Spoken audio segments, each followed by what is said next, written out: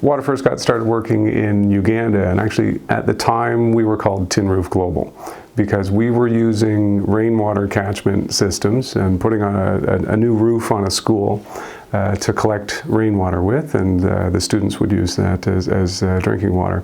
It would prevent them walking long distances to get their water. We started working with First Nations communities after I was being asked some pretty interesting and intelligent questions by the Canadian public. I would do a speech or something in front of a Rotary Club or a church group, and I would be asked, well, you know, John, this is great that you're helping out the folks in Uganda. It certainly sounds like they need it, but why are you traveling all the way, halfway across the world to find water challenges to solve?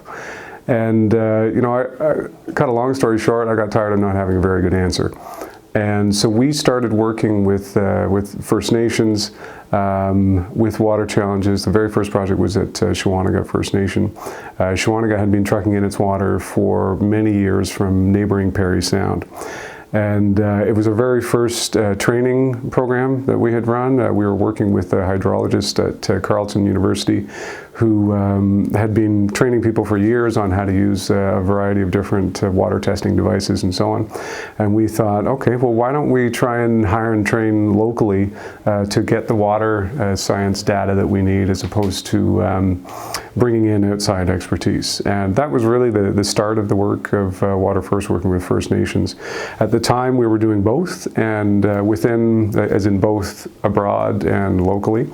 And within about 4 years, the work with First Nations communities came to be about 90% of what we do, and while we were still called Tin Roof Global.